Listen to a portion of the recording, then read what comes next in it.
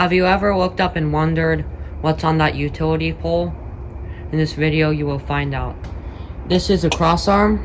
You will typically see them made out of wood, but metal and fiberglass are also common options.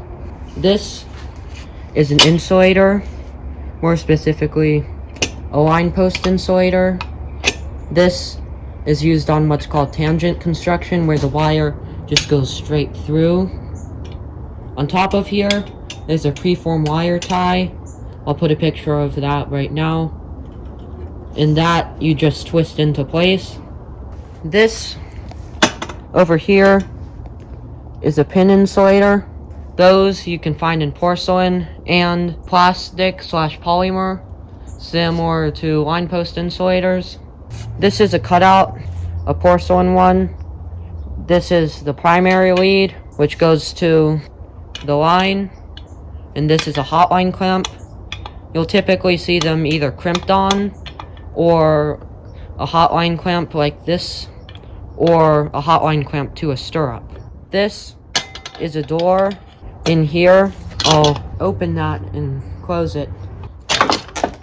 So I just opened it and I'm gonna close it. On the bottom here is the lead to the load. It's currently not hooked up for this demonstration. This behind here is, I call it a cutout bracket, but it can also be called like an equipment bracket.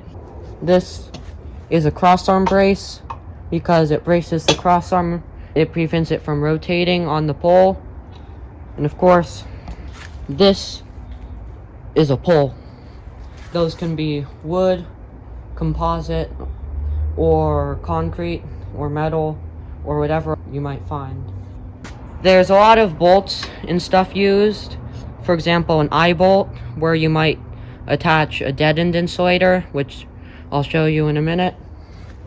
This is a DA bolt, basically really long all thread, so you can have two crossarms together like I did here. But this is a machine bolt with a square head. The square head bolts and nuts are common in power line hardware. Here is a neutral spool. It holds wire for your neutral, and that uses a wire tie, either what's called a hand tie, like in there, or preform tie, like you saw previously. This is a dead-end insulator up here.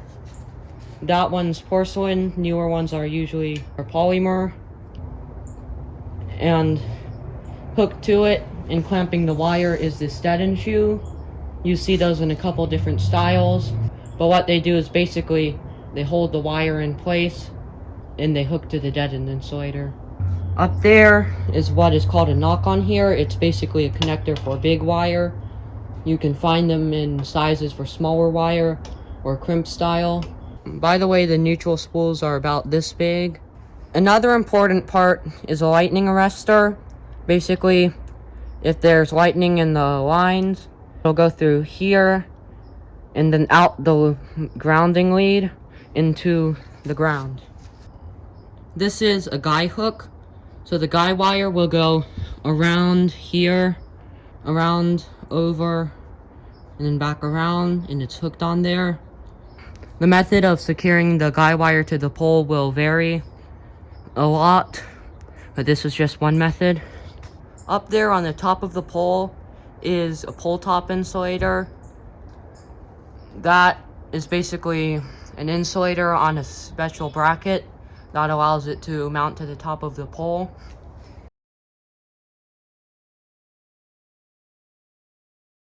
That goes in like a cutout bracket, as you saw earlier, or any other means of securing it to a pole. Up here is where the live wire from the cutout goes into, and then down here is the neutral. And this is what this style of underground cable looks like inside. Another thing you may see are larger cutouts with either a solid copper door, which is a door that's permanently mounted to it. Those are called disconnect switches, and they can handle a lot more current than the typical cutout. Last but not least are automatic splices. These basically splice two pieces of wire together, and they can handle a lot of current and a lot of pulling force.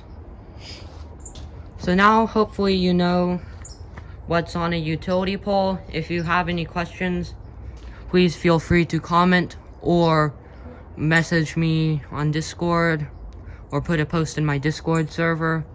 Link is in the description and the pinned comment if you want to know what a specific piece of hardware is. I have a Discord server, link is